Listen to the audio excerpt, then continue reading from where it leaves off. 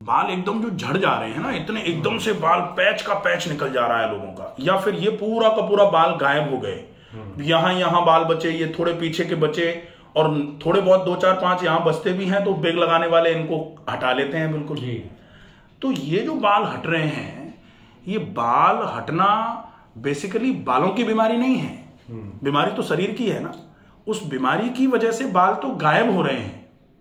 अब लोग बालों को ठीक करने के लिए प्लान कर रहे हैं, जबकि कारण बाल के झड़ने का क्या है, जब तक हम वो कारण नहीं समझेंगे।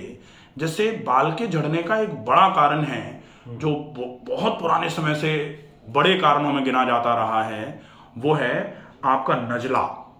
जैसे सामान्य तौर पे पुराने समय से कहावत थी कि जिसको नजला होता है उसके ये वाले, ये जो माथे के ऊपर के बाल जो है ना, ये गायब हो जाते हैं या फिर जल्दी सफेद हो जाते हैं, अर्ली ग्रेइंग।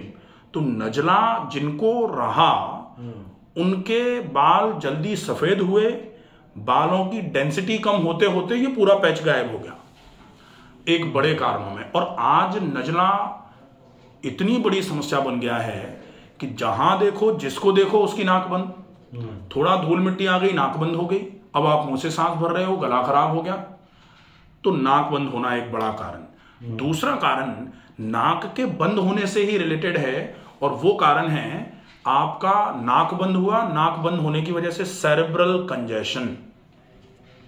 सेरेब्रल कंजेशन का मतलब होता है आपके ब्रेन पर डीऑक्सीजनेटेड ब्लड भर के रह गया है। डीऑक्सीजनेटेड ब्लड, अब डीऑक्सीजनेटेड ब्लड मतलब शुद्ध खून का संचार मस्तिष्क के आसपास नहीं हो पा रहा। तो जिनके बाल झड़ रहे होते हैं, अगर थोड़ा उनसे गौर से पूछा जाए तो उनकी याददाश्त कम हो रही होती है, उनके मन में चिड़चिड़ापन बढ़ रहा होता है। वो आज से, जैसे जब बाल नहीं झड़ रहे थे, जब थोड़ा सा डिहाइड्रेशन नहीं था, जब नाक ज्यादा बंद नहीं थी, जब माथा गर्म नहीं रहता था, ऐसे समय में उनका मन ज्यादा चिड़चिड़ा नहीं रहता था, उनको बात बात पर गुस्सा भी नहीं आता था। लेकिन जब से ये चालू हुआ है तब से बात बात पे गुस्सा आ रहा है, एकदम चिड़चिड़ापन बढ़ता जा रहा है। वो क्यों हो रहा है? क्योंकि मस्तिष्क पर न्यूट्रिशन ही नहीं मिल पा रहा। तो मस्तिष्क पर अगर न्यूट्रिशन नहीं मिलेगा तो मस्तिष्क की कार्यक्षमताओं में कमी आना चालू हो जाएगी, और मस्तिष्क की कार्यक्षमताओं में चीजों को रख करके भूल जाना, याद ही नहीं रह पा रही। याद रखने की कार्यक्षमता मस्तिष्क की है। चाबी कहीं उठा के कहीं रख दी, मोबाइल कहीं उठा के कहीं रख दिया, ढूंढ कहीं रहे हैं और वो मिल नहीं रहा तो चिड़चिड़ा रहे हैं। तो ये जो कंडीशन है ये इसलिए बढ़ रही है क्योंकि सेरेब्रल कंजेशन बढ़ रहा है। तो एक नेजल चौकेज हो गया, दूसरा सेरेब्रल कंजेशन हो गया, तीसरा है पेट की बेहद बढ़ती हुई समस्याएं। पेट फूल रहा है, विटामिन B12 की कमी हो रही है, खाना पच नहीं रहा, एब्जॉर्ब नहीं हो रहा, और एब्जॉर्प्शन की कमी के चक्कर में माल डेफिशिएंसीज हो रही हैं, मल्टीपल डेफिशिएंसीज हो रही हैं, माल एब्जॉर्प्शन हो रहा है। और माल एब्जॉर्प्शन जो होता है कि आप जो खा रहे हो उसमें से पोषक तत्व खिंच करके आपके शरीर में लग ही नहीं रहे, जिसको कहा जाता है खाना खाते तो हैं लेकिन लगता नहीं है। तो खाना लगेगा नहीं तो कमजोरियां बढ़ती जाएंगी। देखा जा रहा है कि ग्रोथ रुक रही, छोटे बच्चों के बाल झड़ रहे हैं, बिल्कुल जरा जरा से 5-5, 7-7 साल, 10-10 साल के बच्चे बच्चियां हैं, उनके बाल झड़ रहे हैं। उनका देखें तो उनकी ग्रोथ ही नहीं बढ़ पा रही है, बिल्कुल दुबले पतले कमजोर होते जा रहे हैं, ना हाइट बढ़ रही ना वजन बढ़ रहा। रीजन माल एब्जॉर्प्शन सिंड्रोम, कुछ एब्जॉर्ब ही नहीं हो रहा, शरीर में कुछ लग ही नहीं रहा। ऐसे केस में पेट एक बड़ा कारण बाल झड़ने का होता है। फिर एक कारण जो होता है एक्सटर्नल एटमॉस्फेयर, कि भाई धूल मिट्टी धुआं चिकनाई ये बाहर ज्यादा है, लेकिन बाहर का जो गंध है उससे ज्यादा नुकसान करता है अंदर का गंध। तो बाहर के गंध को बेशक हटाओ नहीं हटाओ, अंदर का गंध जरूर हटाना पड़ेगा, और वो डिटॉक्सिफिकेशन से ही संभव है। डिटॉक्सिफिकेशन मतलब आप अपनी आंतों की सफाई करवाओ, आप अपनी किडनी को क्लीन करवाओ, आप अपने फेफड़ों को अच्छे तरीके से क्लीन करवाओ, अच्छा पसीना निकले इसके लिए आप अपने त्वचा की कार्यक्षमता को बढ़ाओ, अच्छे तरीके से रबिंग या स्क्रब या फिर massage, dry massage, powder massage जो होती है वो बहुत अच्छे तरीके हैं।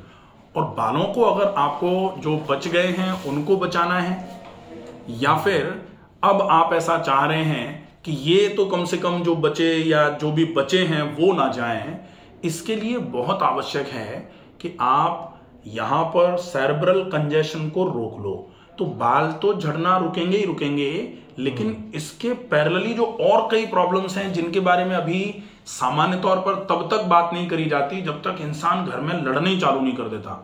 बिल्कुल ही कोई ऐसा लगने लग जाता है कि ये तो बिल्कुल ही अलग हो गए ट्रैक से, तब फिर उनको लेके डॉक्टर के पास जाए, साहब ये तो हमेशा ही गुस्सा करते रहते हैं, साहब ये तो हमेशा ही चिड़चिड़ा रहे हैं। तब फिर डॉक्टर देगा, अच्छा चिड़चिड़ापन है, एंग्जाइटी हो गई है, एंग्जाइटी है या मैनिया है, या फिर कभी कभी चिड़चिड़ाते चिड़चिड़ाते लोग बिल्कुल डिप्रेस हो जाते हैं, तो डिप्रेशन हो गया है, फिर उनकी दवाइयां चालू कर देते हैं लोग, जबकि आवश्यकता नहीं है। सेरेब्रल कंजेशन को अगर समय से ठीक कर लिया जाए तो हम बड़ी बीमारियों से बच सकते हैं। और उसके लिए बहुत सिंपल सा तरीका है कि आप नाक में गाय का घी डालें।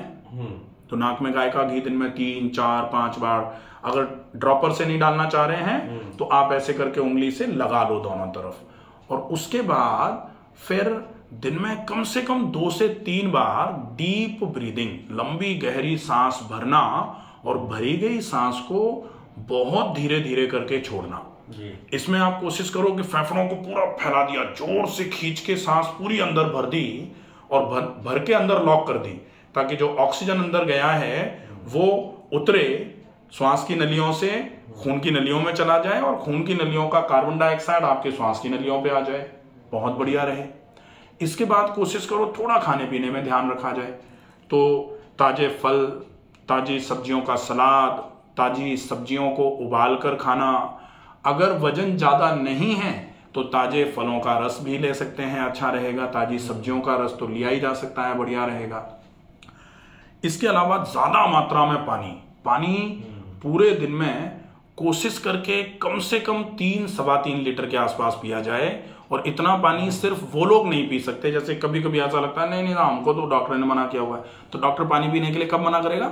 जब आपके हार्ट में कोई प्रॉब्लम हो जाए, या फिर आपके लिवर में कोई बहुत ज्यादा दिक्कत हो जाए, उसकी वजह से पेट में पानी भर गया, जिसको लिवर सिरोसिस में एसाइटिस बोला जाता है, ऐसे केस में पानी कम पिया जाएगा।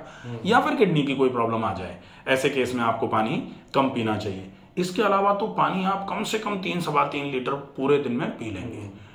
ज्यादा चबा के खा लिया, अच्छा खाना खाया, थोड़ा प्राणायाम कर लिया, अच्छे तरीके से पानी पी लिया, थोड़ा सा टॉक्सिन्स को अंदर से बाहर निकालने के लिए, जैसे आंवला है तो आंवला जनरली लोग क्या है कि आंवला एलोवेरा पानी में उबाल के बालों में पेस्ट लगा रहे हैं उसका, उससे ज्यादा अच्छा हो कि आंवले का उपयोग कर लिया जाए। आंवला अगर जैसे उपयोग में लेते हैं तो आंवले का रस मिश्री के साथ मिला करके पी लिया, तो वो आपके पेट को, आंतों को, बड़ी आंत को पूरा खंगाल से के साफ कर देगा, वो बहुत अच्छा प्रोसेस रहेगा। तो वो ले लिया जाए। अगर आंवला जैसे खटाई में आता है, किसी के जोड़ों में दर्द ज्यादा है, साथ में बाल झड़ रहे हैं, तो फिर त्रिफला में भी थोड़ा आंवला होता है, तो हरड़ का उपयोग कर लिया। नहीं तो फिर कैस्टर ऑयल और अच्छा तरीका है, तो कैस्टर ऑयल गर्म पानी के साथ या फिर कैस्टर ऑयल दूध के साथ मिला करके 2 चम्मच रात को सोने से पहले ले लिया, तो वो पूरी आंतों को अच्छे से साफ करा देगा। और अगर इन चीजों का ध्यान रख लिया जाए ना, तो बाल झड़ना बिल्कुल ही बंद हो जाएंगे, क्योंकि बाल झड़ने का रीजन खत्म कर देंगे हम। ये है, अगर इतना समझ लेते हैं ना तो फिर बाल झड़ने से कभी कोई टेंशन नहीं होगी।